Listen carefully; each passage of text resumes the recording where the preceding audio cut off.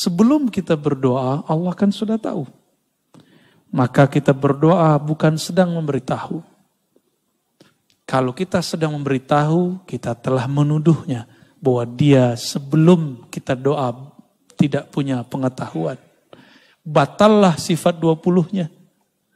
Dalam akidah Ahlussunnah, Allah bersifat ilmun alim, punya ilmu. Ilmunya tidak didahului oleh khabar dan sebab atau kejadian. Ada 3, sabar, khabar, berita atau kejadian.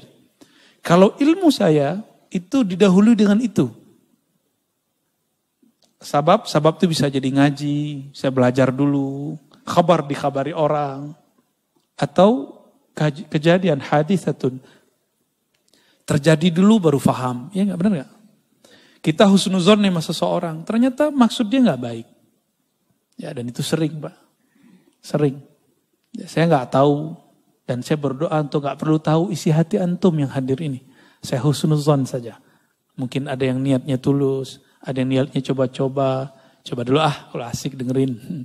Terusin, kalau enggak. Ada yang pengen cari bahan untuk dipotong-potong, terserah antum ya. Allah tidak pernah tidur.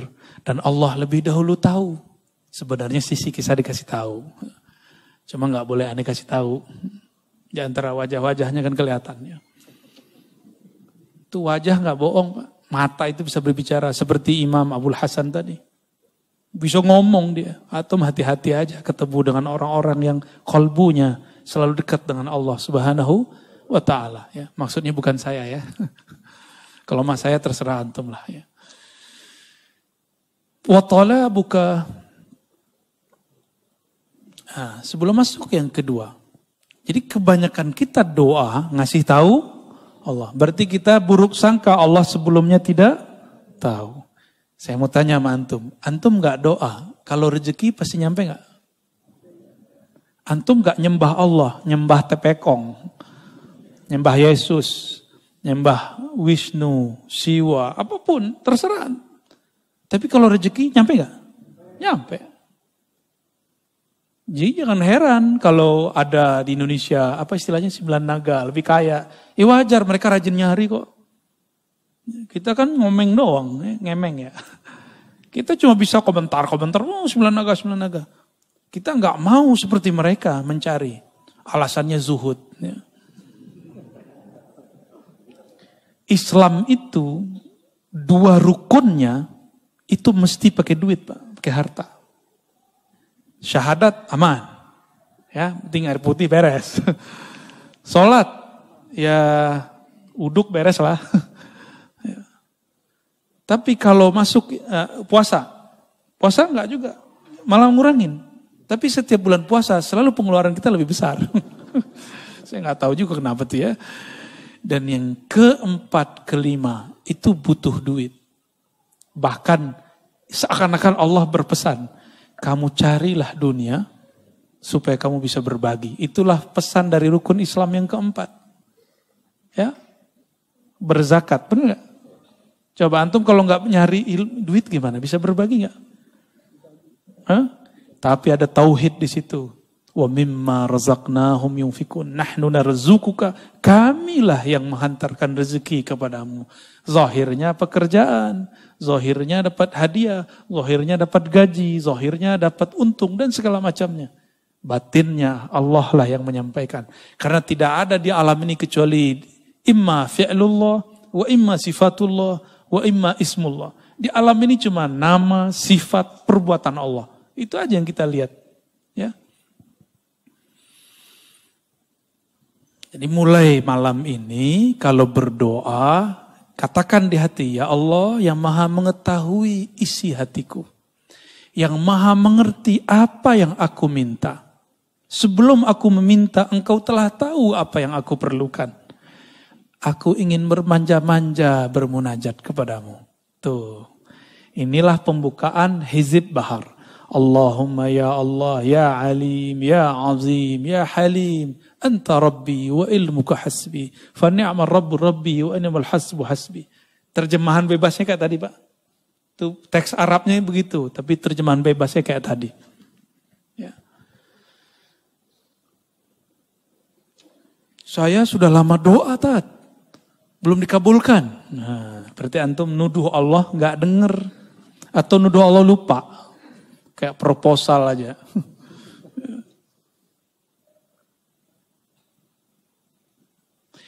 Wa talabuka lahu ghaibatun minka anhu. Engkau, yang kedua, pertama tolab minallah, yang kedua tolab lillah. Apa tolab lillah? Kita meminta untuk Allah atau karena Allah. Nah, orang-orang seperti ini, kenapa dia kemudian mencari rasa supaya Allah itu ada? Berarti dia merasa Allah itu pernah tidak ada. Gawat nggak? Yang hilang, muncul, hilang, sadar, tidak sadar itu kita atau Allah? Ya. Nah, ini kalau diterjemahkan talabuka lahu, tuntutanmu terhadapnya supaya dia ingat, supaya dia menjawab, itu karena kamu ghaibah. Hatimu tidak terkoneksi kepada Allah. Maka orang sering ngomong gini kayak tadi. Saya udah minta kok. Saya udah doa bertahun-tahun kok. Tapi kok Allah tidak jawab. Ya. Berarti hatinya ketika doa tidak terkoneksi kepada Allah. Dan dalam hadis yang sahih disebutkan bahwa Nabi SAW bersabda, Innallaha la yujibu, Allah tidak menjawab. Apa yang tidak dijawab? Doa dari orang yang min qalbin ghafil, dari kolbu yang lalai. Allah nggak jawab. Ya, contohnya seperti ini. Saya nih, anggap saja saya direktur, ya. Oke, nih kita khayal-khayalan. Nih lagi halu nih ya. Bapak datang, Bapak GM saya, ya, bawa proposal. Keren kan? Bawa proposal. Udah 3 hari, saya nggak approve. Boleh nggak ngeyel Pak? Direktur, gue udah ngasih 3 hari, lu kok lupa? Boleh nggak gitu? Pecat besok langsung ya? Hari itu saya pecat langsung. Tapi Allah itu maha baik Pak. Kita nggak pernah pecat dari seorang hamba. Ya, paling turun-turun dikit. Ya, palingnya itu masalahnya Pak. Gak usah ke Allah, ke manusia aja gak boleh begitu. Maka Allah tersinggung jika ada seorang hamba mengatakan, aku telah berdoa, tapi dia belum kunjung menjawab. Ya, saya udah sholat bertahun-tahun kok, tapi Allah gak jawab juga. Sama, antum khidmah di masjid nih, tiba-tiba pengurus ganti, kurang dihargai. Ngomong, saya ini udah banyak berkorban di sini. Kalau nggak ada saya, masjid ini nggak jadi. Itu ditolak langsung itu di sisi Allah. Saya sudah ketemu orang begini bertahun-tahun dan banyak. Bisa jadi di majelis, bisa jadi dimanapun. Hati-hati. Ciri-ciri orang yang diterima amalnya, dia lupa kalau dia beramal. Ciri-ciri orang sedekahnya diterima, dia lupa berapa yang dia kasih. Lupa di situ artinya dia nggak mau sebut-sebut. Ciri-ciri orang yang diterima pengabdiannya, dia tidak merasa telah mengabdi kepada Allah ya, kepada rumah Allah, kepada majelis-majelis yang kita, ini kan majelis nih Pak. Ya kalau bukan karena saya nggak jadi, tunggu setelahnya antum diuji. Ya, saya setiap kali ngomong begitu saya diuji sama Allah dari kecil Pak. Umur 9 tahun kita menghidupkan surau kan, surau dulu kita nginepnya di surau.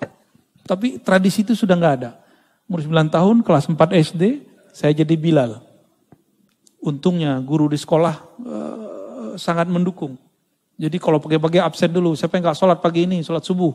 Akhirnya masjid tuh ramai. Kita nginep di masjid, nginep di surau. Ya, sayangnya guru kita sudah sepuh, tidak siap lagi mengajar. Ya, sudah gak sanggup mengajar. Tapi kita punya kenangan dulu nginep di surau, ramai itu. 1 sof, 2 sof. Terbersitlah di hati, ada was-was. Kalau nggak karena kamu, nggak rame di masjid, nggak rame di surau. Besok Bilal saya diganti. Gila. Sana kan kalau nyebut L di belakang hilang Pak. Bilal itu Bila. Dulu Bila, panggilan saya Bila dulu. Bilal ya. L-nya hilang. B-nya ganti pakai G. Gila. Habis ngomong begitu. Ya.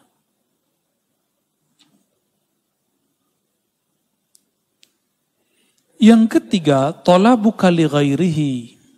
Engkau menuntut, memohon pertolongan kepada selainnya. Perlu digarisbawahi, tawassul bukanlah memohon kepada selain Allah. Tawassul itu hanya meminta kepada Allah. Terus kenapa perlu menyebut nama guru-guru? Karena Imam Abul Hasan Asy-Syadzili, sebagaimana dikutip oleh Imam Al-Buni, Al-Ismul A'zam, nama Allah yang agung itu banyak. Salah satunya, ada gudangnya. Siapakah gudangnya? Gudangnya adalah waliyun min awliyaillah. Wali-wali Allah subhanahu wa ta'ala. Wali-wali Allah itu, hati-hati kalamnya itu, dia berkalam itu dengan kolbunya. Jika dia berdoa, doanya terdengar sampai ke langit sana. Ya. Kenapa? Karena dia berdoa, nafasnya selalu ingat kepada Allah subhanahu wa ta'ala. Ya. Yang paling dekat kepada Allah kan ruh kita. Dan ruh itu terhubung erat dengan nafas. Terhubung erat dengan nafas ini. Maka ada namanya zikir anfas. Zikir nafas ya. Saya baru saja mendapatkan ijazah Thariqah Aidurusiyah ya, dari salah satu guru kita. Dan di situ ada zikir anfasnya. Ada zikir anfasnya. Zikir nafas. Sebagaimana di Thariqat Samaniyah ada Naqsyabandiyah, ada Syadziliyah, dan Thariqat-Thariqat lain ada. Ya.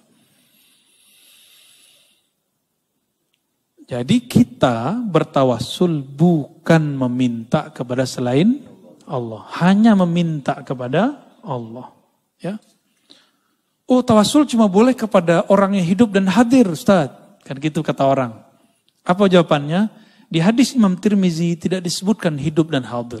Nabi cuma mengajarkan, Allahumma inni atawajjahu bika, inni atawajjahu ilaika binabiyyika, nabiyyir rahmah, ya Muhammad, inni atawajjahu bika ila rabbi, fashfa' fiyya. Atau fashfa' faqdi hajatinya. Ya Allah, aku memohon kepada engkau dengan kemuliaan nabimu, Nabi rahmah. Wahai Nabi Muhammad sallallahu alaihi wasallam, aku bertawassul kepadamu, berwasilah, bermediasi denganmu dalam memohon kepada Allah. Mohonnya ke siapa? Ke Allah. Tapi nyebut nama Nabi Muhammad, karena Nabi Muhammad di dalam dirinya ada gudang nur asma-asma Allah subhanahu wa ta'ala. Dan itu diwariskan kepada ulama. Ulama-ulama ini menyimpan di dalam rohaninya cahaya-cahaya nama Allah subhanahu wa ta'ala. Saya boleh sampaikan. Qalbul awliya, kulubul awliya, khazainu asma'illahi ta'ala. Qalbunya para wali-wali Allah adalah perbendaharaan nama-nama Allah subhanahu wa ta'ala. Kalau dulu Imam Ghazali dalam kitab Ihya beliau mengatakan dadanya para ulama adalah kuburnya ma'rifat dan asrar. Kubur itu diziarahi enggak? Diziarahi enggak? Imam Ghazali ini ngomong, antum kalau nggak percaya yang pertama, yang Ghazali aja deh yang dipercaya. Kalau aneh kan ngomong, kolbunya para aulia adalah kumpulan, gudang, nama-nama Allah subhanahu wa ta'ala. Sedangkan Imam Ghazali lebih dahsyat lagi beliau berkata, apa kalamnya? Sudurul ulama kuburul ma'arif, kuburul ma'rifah wal asrar. Dada para ulama adalah kuburan daripada ilmu ma'rifat dan rahasia. Itu sebabnya ulama dikunjungi. Ya, itu sebabnya ulama dikunjungi. Ya, saya pun senang ziarah ke ulama. Kalau ke saya nggak usah dulu lah, ngaji-ngaji aja. Nggak usah soan-soan dulu lah, belum pantas ya. Belum pantas aneh disoan-soanin ya. Mau berkunjung, belum pantas. Masih ada guru-guru sepuh, kiai-kiai senior. Kepada beliau lebih aula, lebih utama kita berkunjung. Ya, kalau perlu saya temenin berkunjung ke mereka. Kebetulan lagi pas waktunya ya. Insya Allah ya. Mau ziarah nanti ya. Ziarah bareng-bareng kita mau. Insya Allah. Nah, kenceng. Semoga COVID-nya nggak bekerja banyak ya. Ini karena mau libur sengaja ya, jangan terlalu euforia. Siapa tahu nanti ada virus baru. Nah, itu maksud dari pemimpin kita. Ya, ini udah nggak pada pakai ini nih. Ya, ini rahasia kita aja ya.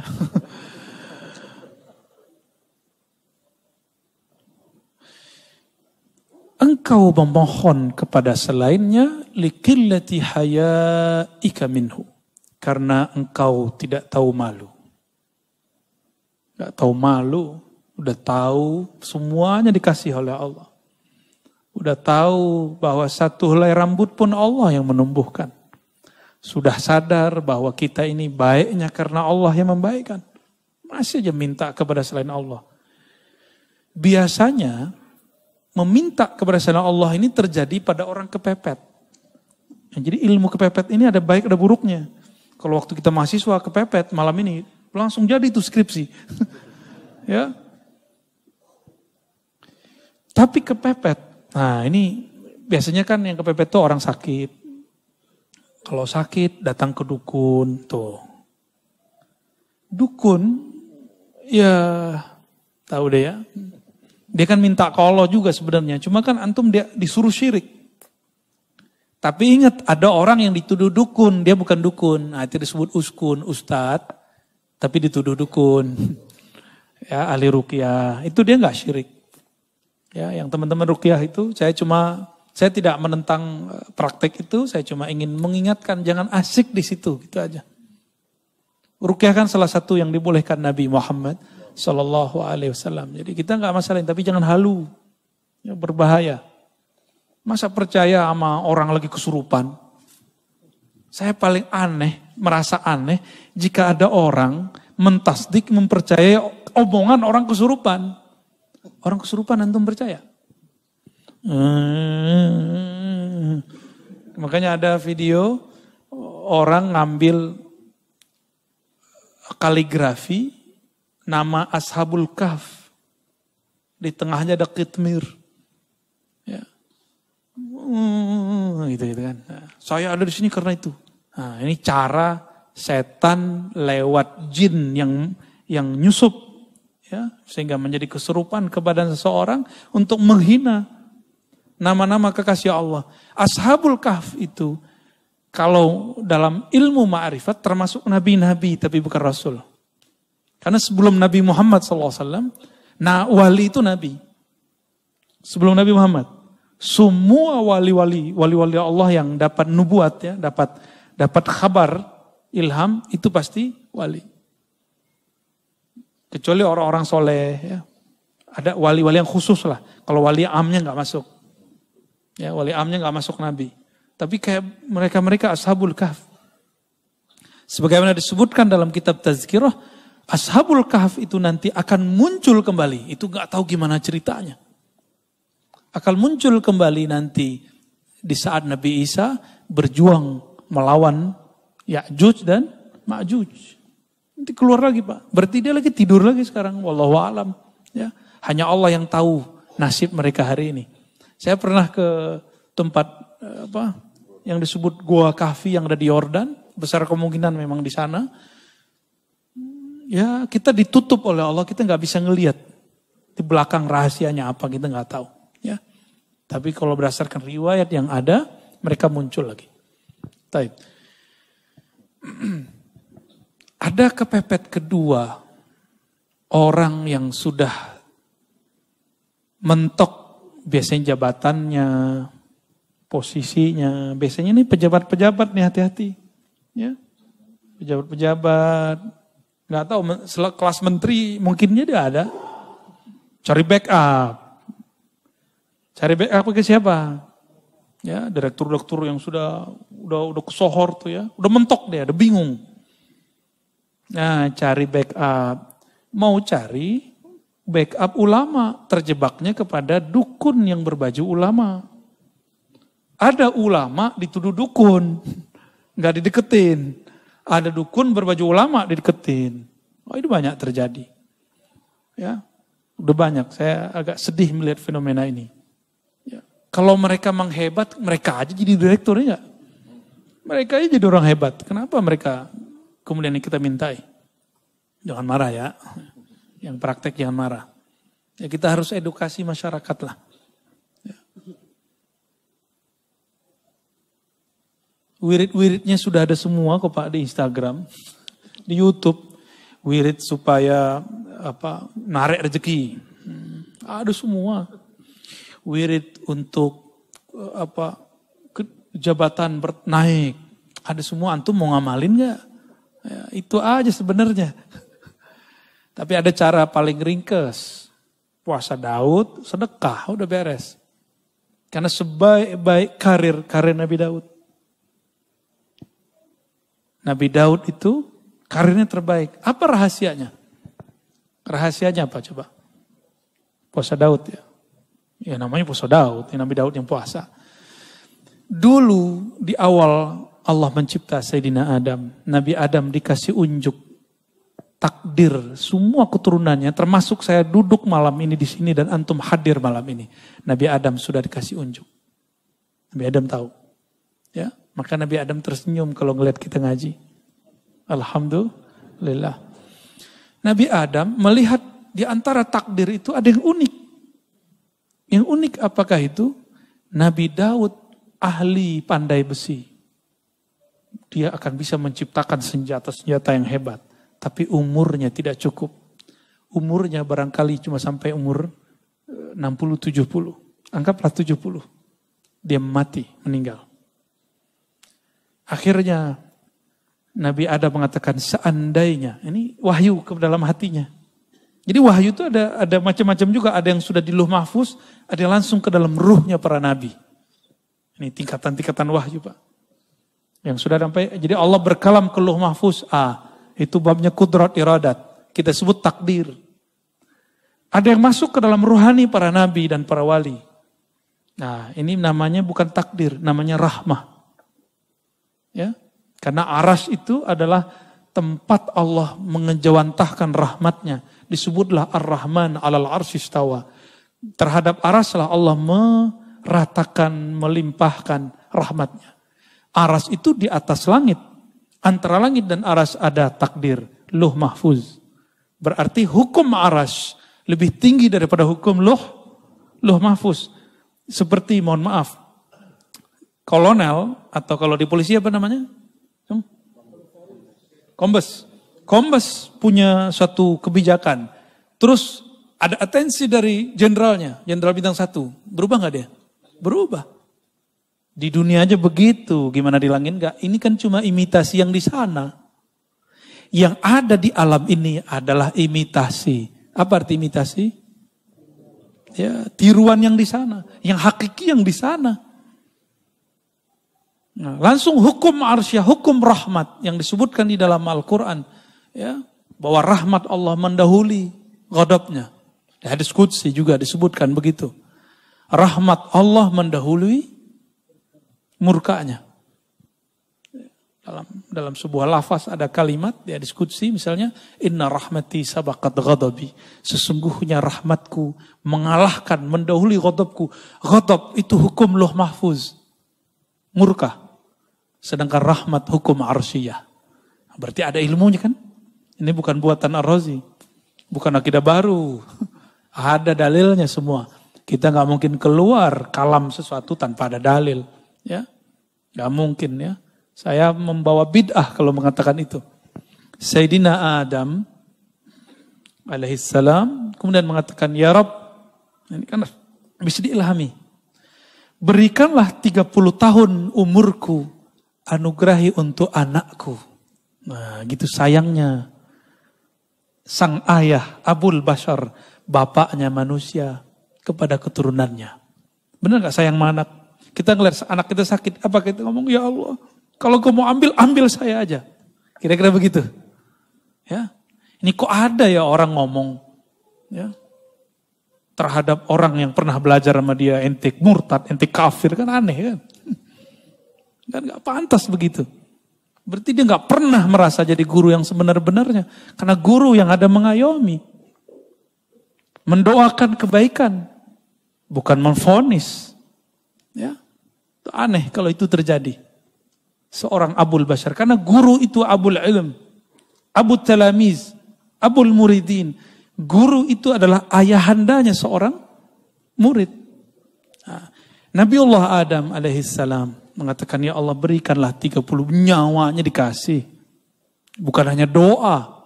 Nyawa dikasih Pak. Antum ada yang begitu? Saya melihat sosok itu ada di Imam Sya'rani. Imam Sya'rani ketika melihat ada jamaahnya, muridnya sakit. Dikatakan, ya Allah daripada dia yang sakit, saya aja yang sakit. Ada muridnya ketimpa apa, masalah apa. Selalu mengatakan, ya Allah takdir dia pindahkan kepadaku. Biar aku yang nanggung. Kalau dia nanggung dia kafir. Dia putus asa kepada rahmatmu. Dan saya ketemu beberapa wali-wali begitu di negeri ini. Di negeri ini Pak. Makanya alhamdulillah negeri kita masih ada yang nanggung-nanggung maksiat kita. Masih ada yang nanggung balak bencana yang disebabkan oleh salahnya kita. Masih ada. Antum bersyukurlah. Ya, jangan suzon lagi kepada orang-orang. Ya, tidak ada orang dimasyhurkan sebagai wali kecuali Allah mengizinkan dia memang seorang wali. Ya, walaupun nanti ada yang menentangnya.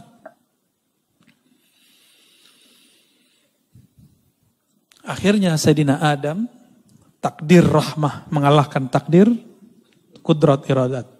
Diberikanlah 30 tahun. Apa yang terjadi?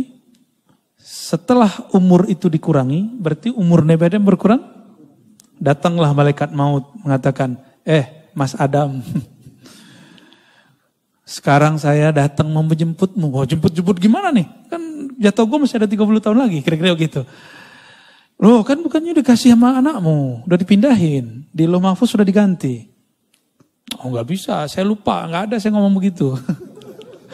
Itulah awal nisyan ya waqa'a ala Sayyidina Adam. Awal kelupaan terjadi pada Nabi Adam. Atas dasar itulah kata Nabi Muhammad SAW. Keturunan Nabi Adam pasti akan lupa. Lupa sama Allah, lupa sama Rasulullah, lupa sama anak bini ya. Lupa, emang dari sono. Mau gimana lagi?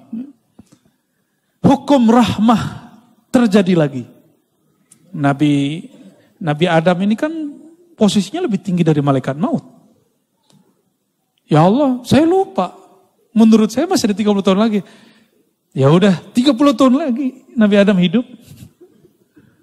Malaikat maut pensiun dini. Diundur. Yaudah, gua ngalah deh. Mundur malaikat maut. Ya, lucu juga Pak. Jadi ada semacam negosiasi juga di alam sana. Ya, menarik nggak cerita begitu? Dongeng apa lagi nih Arazi? Hadisnya sahih kok, cuma saya ceritakan dengan bahasa kita malam ini. Itu aja bedanya. Ya. Terus Nabi Daud, ini yang jarang diceritakan. Kenapa kemudian Nabi Daud puasanya sehari puasa, sehari tidak? Itu asrarnya ada rahasianya. Untuk menebus hukum rahmah itu, as-sawmu li, puasa itu milikku. Milikku ini hukum rahmah. Maka cara Sayyidina Daud untuk berterima kasih kepada Allah, berterima kasih kepada Nabi Adam, dia berpuasa, puasa Daud. Jadi antum kalau mau ada yang diniatkan ya, untuk memperpanjang sesuatu, nah ini kita buka aja nyari rahasianya ya. Ingin mendapatkan sesuatu, ya sifatnya duniawi atau ukhrawi. Bahkan makom-makom kewalian. Puasa Daud. Ya, tapi niatnya saya sarankan supaya nggak kena kitab ini. Ya Allah, aku niat puasa Daud karena Engkau saja. Kalau jabatanku dinaikin ya alhamdulillah. Rezekiku lancarin ya alhamdulillah. Yang penting aku karena Engkau. Jika nanti antum puasa Daud rezekinya nggak nambah, jangan berhenti puasa Daudnya. Karena kita puasa bukan karena rezeki. Kita puasa karena Razzaq, bukan rezekinya. Kita bukan penyembah rezeki, kita penyembah Allahur Razzaq. Jabatan kita malah kemudian turun. Kata Ustadz ini katanya bisa bikin naik. Malah nggak naik-naik. Malah jatuh, tat. Berarti ada rahasia lain. Rezeki kita gak kemana-mana. Banyak orang yang diturunkan di jabatannya. Kalau dia husnuzon, tunggu lahazat. Beberapa saat saja. Sebulan, 2 bulan, bahkan tidak lama. Allah carikan ganti yang lebih indah. Selalu begitu. Akhirnya Sayyidina Daud, seumur hidupnya dia berpuasa. Berpuasa sehari, puasa besok tidak. Untuk kompensasi hukum rahmah. Hukum rahmah. Hukum rahmah, hukum kasih sayang. Ya, supaya tanda terima kasihnya nyambung kepada Allah SWT. Ya, sudah pernah dengar masalah ini sebelumnya? Ya, udah kali ya. Kentar ini dituduh bid'ah lagi. Wa talabuhu min ghairihi. Talabuka, engkau meminta, yang keempat, engkau meminta kepada selainnya. Pertanda engkau memang jauh darinya. Ya. Maka datang kepada, mohon maaf ya, pakai media-media. Saya tidak mengharamkan raja, wafak, wifik, karena ada ilmunya, ada sanadnya. Karena Ibnu Taimiyah pun membolehkan raja. Gak percaya, buka kitabnya sendiri. Ibnu Qayyim menyebutkan risalah dalam kitab At-Tibbun Nabawi tentang raja. Di piring, ditulis, disiram, minum. Ada Pak. Gimana, syirik gak tuh? Kalau ada yang mengatakan dia bermanhaj salaf, lalu mengatakan itu syirik, dia telah mensyirikkan Syekhul Islam Ibnu Taimiyah. Ya, mensyirikkan Syekhul Islam Ibnu Qayyim Al-Jauziyah. Berani. Kalau Ar-Razi ente berani syirikan, tapi Ibnu Taimiyah berani gak ente syirikan? Ya. Kalau Ar-Razi silakan dibid'ahkan, tapi berani ke membid'ahkan Ibnu Qayyim Al-Jauziyah? Gak berani mereka. Ya, beraninya sama kita doang ya. Akhirnya kita ini cuma memuja, memuji, menghormati orang yang sudah wafat, yang sudah mati, yang hidup kita nggak hargai. Ya, nunggu dulu dia mati, baru ente kemudian nangis. Ya. Nunggu dulu sang wali, sang ulama, sang kiai mati, baru nangis-nangis. Dulu saya nggak ngaji kepada dia. Mau sampai kapan ngomong begitu terus ya? Wali setiap saat akan ada yang wafat. Ini sudah banyak wali yang wafat Pak. Maka ulama-ulama muda harus bersiap-siap mempelajari ilmu ma'rifatullah. Supaya dia bisa mewarisi tugas-tugas kerohaniannya. Ya, harus. Kalau nggak ada wali-wali itu negeri ini nggak dijaga oleh Allah Subhanahu wa Ta'ala. Ya. Kita ya minimal jadi wali murid lah ya.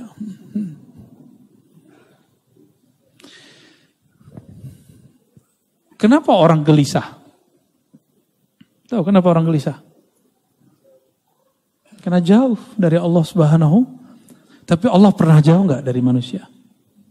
Allah nggak pernah jauh. Berarti jauh itu ada pada rasa dan pengetahuan. Karena pengetahuannya tidak ada tentang Allah, maka rasanya tidak dekat kepada Allah. Pengetahuan itu bahasa Arabnya ma'rifah. Kumpulannya disebut ilmu. Ya. Jika diamalkan muncullah rasa. Jadi apa yang disebut rasa? Zauq. Zauq itu adalah natijatul amal bil ilm. Buah dari mengamalkan satu ilmu muncullah rasa. Sudah tahu solawat itu wajib. Bahkan sebelum ada hukum solawat sudah wajib. Ya kan kita dipotong juga tuh sama orang. Suek juga tuh orang ya. Apa jadi potong? Kita mengatakan bahwa solawat itu lebih wajib daripada solat. Maksudnya sebelum ada solat diwajibkan kepada manusia, Allah sudah bersolawat. Allah itu qadim. Itu makna dan disebutkan di kitab ini juga ya. Allah itu qadim. Dan Allah dengan kekodimannya. Qadim itu maha terdahulu, maha awal, bahkan tidak berawal.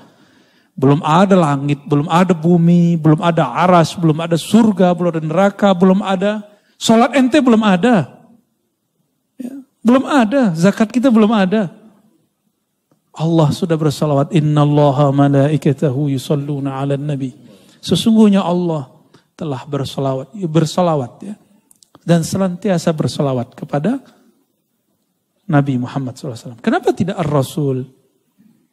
Kalau Ar-Rasul itu Muhammad bin Abdullah.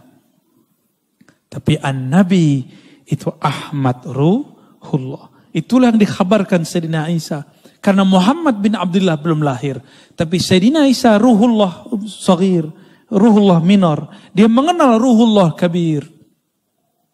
Apa kata dia? Nanti di akhir zaman Ruhullah yang Kabir itu, yang agung, wa innaka la'ala khuluqin azim, yang azim itu akan lahir, akan muncul. Ismuhu Ahmad.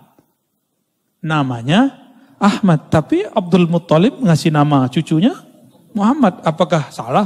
Tidak. Ternyata setiap orang itu mempunyai rahasia-rahasia mengenai masalah nama. Cuma karena ilmu ini sudah ditutup sementara, rasain saja. Ya sudahlah dulu ya. Jadi tolong jangan minta-minta nama sama saya ya. Karena sudah ditutup, Pak. Ya.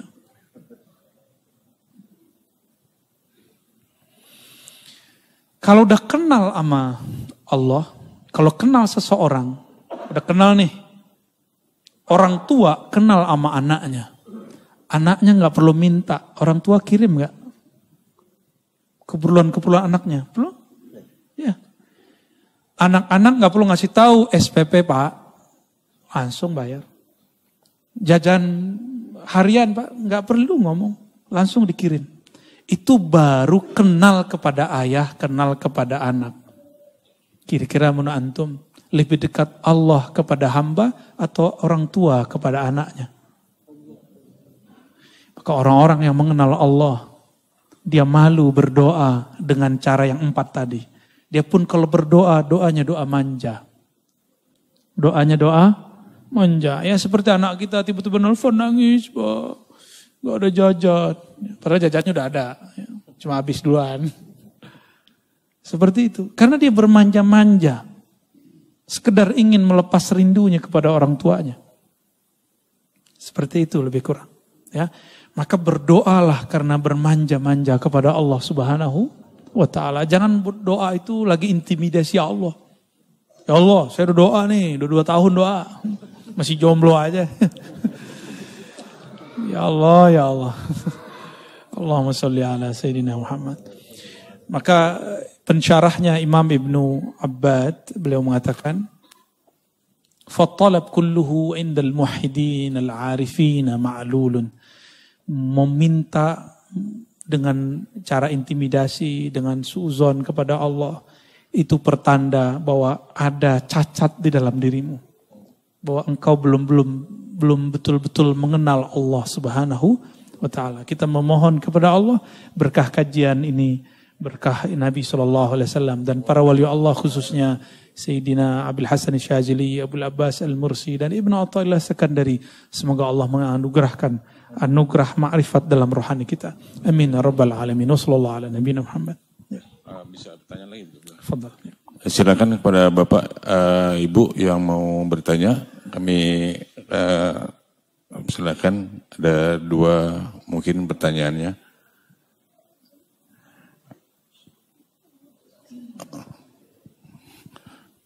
Dari sebelah kanan dulu Pak ya, di depan.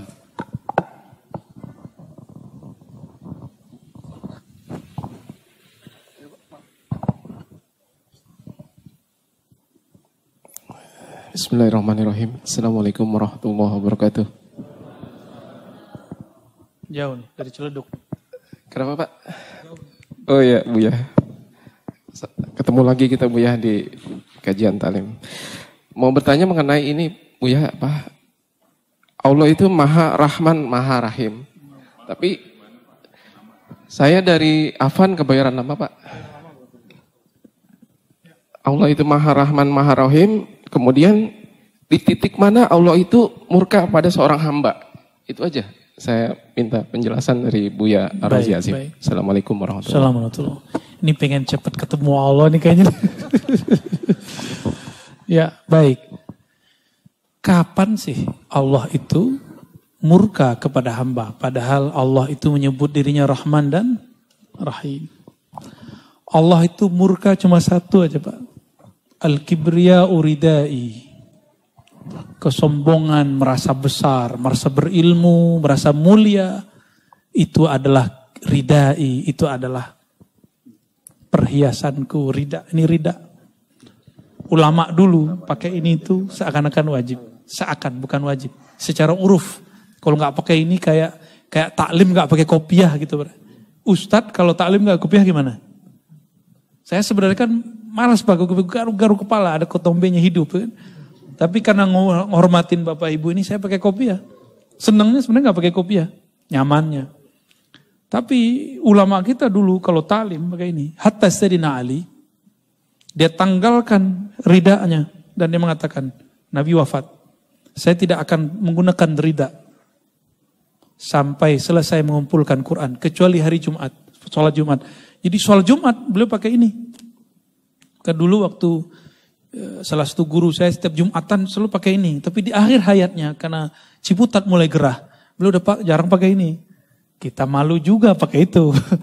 Tapi aslinya pakai ini. Akhirnya kita setiap kali sholat pakai terus. Tapi jangan taruh di tempat sejadah Pak. Bukan begitu. Ini pakaian badan, pakaian di sini.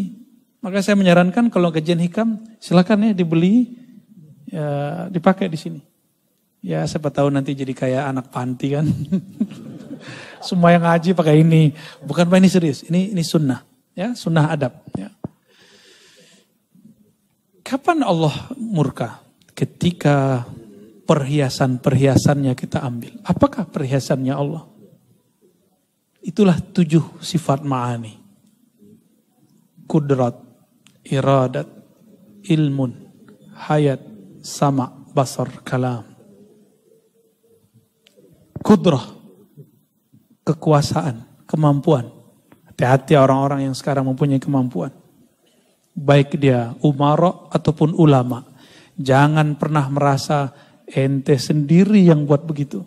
Tapi Allah lah yang mau nitipkan itu semua. Pimpinan pesantren, hati-hati. Pimpinan thariqah, pimpinan majelis. Kudrat iradat yang Allah berikan itu. Termasuk kepada wali. Wali doa, tembus. Berarti dia fana dalam kudrat iradat Allah. Karena orang yang asik dengan 2 nama ini, doanya akan makbul. Ini rahasia para ulama kenapa doanya makbul. Karena dia mengerti kudrat dan iradat. Ya. Ini saya dapat kisah dari murid-murid Abagurus Kumpul. Abagurus Kumpul itu hobi nembak Pak. Hobi nembak, sampingnya tentara. Mau nembak burung. Tentaranya suruh nembak, gak kena-kena. Gak mati dong. Nah, beliau nembak, kena, mati. Ditanya sama si tentara ini, rahasianya apa Abah Guru? Jawaban beliau, ente lihat dulu dia kapan dia lupa mengingat Allah. Kan bingung itu tuh.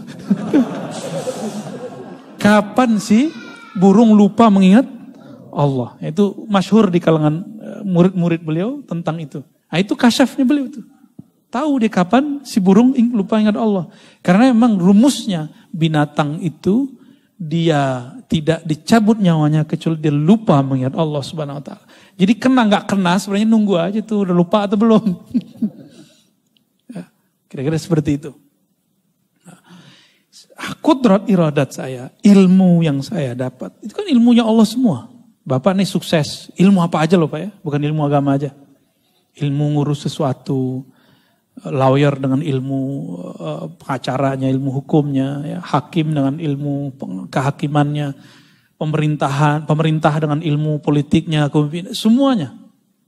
Ulama dengan ilmu keagamaannya sama aja. Nah, ini contoh saya merasa saya yang berilmu. Kalau nggak sama gue nggak jadi. Tuh dulu murid gue tuh, kalau nggak sama gue nggak jadi dia tuh. Ya kalau ada yang begitu Pak, lewat sudah. Itu bukan ilmu dia. Dan dia bukanlah orang yang membuat si murid jadi. Apa buktinya? Saya punya murid di satu kelas. Dari 40 murid, kenapa cuma 5 orang yang jadi? Padahal jamnya sama, tempatnya sama, kitabnya sama, gurunya sama, ocehannya sama. Tugasnya sama, ujiannya sama. Karena memang Allah pilih. Ini Allah kasih, ini Allah enggak Allah kasih. Gitu ya. Maka caranya supaya tidak dimurkai Allah, jangan anggap yang 7 itu Allah pinjamkan kepada kita.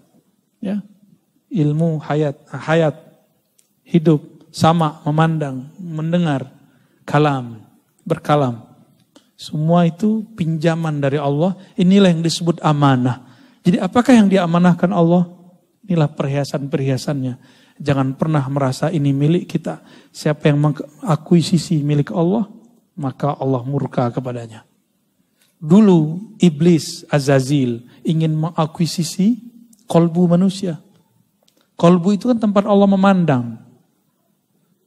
Yanzuru ila kulubikum. Allah memandang ke dalam kolbu. Itu bahasa hadis. Kalau bahasa ma'rifatnya, Allah bersemayam ke dalam kolbu hamba. Bukan berarti Allah menempati kolbu, bukan. Bersemayam di situ istiwa. Memandang dengan rahmatnya. Meliputinya. Kan istiwa artinya, bersemayam itu artinya meliputi. Dan kolbu itu lebih luas dari langit dan bumi.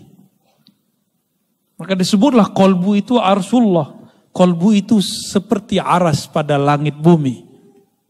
Tapi kolbu bukan aras. Ingat, kolbu bukan aras. Ketika syaitan, iblis mengatakan, ya Rabb, izinkan aku menguasai kolbu Bani Adam walaupun sesaat.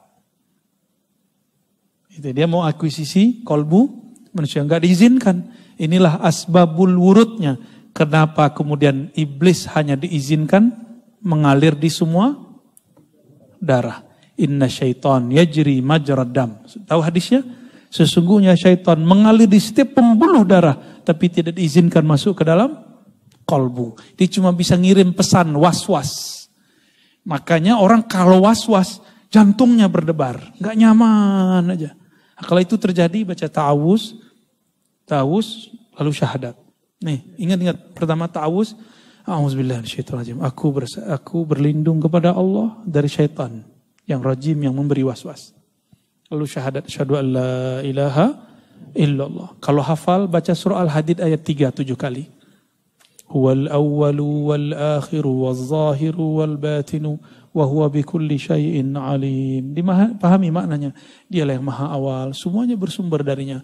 Dialah yang akhir, semuanya abadi, semua yang dari Allah abadi. Selain Allah tidak ada yang abadi. Ya. Dialah yang zahir, dialah yang batin, dan dia maha mengetahui segala sesuatu. Hatta was-was ini Allah sudah tahu. Baru kita kemudian Fatihah, tawassul kepada Rasulullah SAW, lalu kita bersolawat. Insya Allah was-wasnya hilang. Di bawah zikir, Pak. Lalu zikir di kolbunya. Zikir apa yang antum tahu? La ilaha Allah, la ilaha illallah. Banyakin la ilaha Allahnya. Insya Allah dalam hitungan detik, was-was akan hilang. Perasaan gak nyamannya langsung gak hilang. Insya Allah ya. Ada lagi? Oke. Assalamualaikum warahmatullahi wabarakatuh. Perkenalkan, saya Edi dari Joglo. Joglo? Iya, Joglo. Kirain Jonggol, Pak. Joglo, Kembangan ya maksudnya. Oke, baik. Ini Ustadz, ini sebenarnya menyangkut pikiran saya gitu ya. Maksudnya, saya ngikuti kajian Buya itu 1 tahun terakhir lah. Itu termasuk kayak belajar ya tarekat, saya belajar memahami. Nah itu saya mengalami sesuatu yang memang aneh sebenarnya gini. Ketidaktenangan itu saya mulai tahu ketika saya memikirkan mengenai kisah iblis Adam dan Hawa. Kemudian Allah Subhanahu wa ta'ala. Saya pertanyaan gini. Adam dan Hawa itu terusir dari surga karena iblis. Kemudian memakan buah guldi. Nah, pertanyaan di sini adalah bahwa itu pikiran saya yang membuat saya tidak tenang terus terang. Jadi gini. Apa pertanyaannya? Apakah buah guldi yang dimakan Adam dan Hawa itu diambil dari pohon zakum? Nah, itu pikiran saya itu mengganggu pohon zakum. Oke, baik. Yang membuat Adam Hawa itu terbakar. Itu iblis berusaha untuk membakar Adam dan Hawa, kemudian dia turun dari surga. Baik. Cuma itu aja sih membuat biar ini menyangkut hubungannya dengan itu. Itu pohon yang ada di neraka. Ingat, zakum itu pohon yang ada di neraka. Jadi di neraka ada pohon, Pak. Pohonnya gak ada daunnya. Gak ada daun kayak di sini. Gak ada penghijauan juga, sebenarnya ada pemanasan. Zakum bukan pohon surgawi. Adapun syajaratul khuld bukan buah khuldi. Lafaz siapa? Syajaratul khuld. Pohon keabadian, itu artinya. Syajarah pohon, khuld abadi.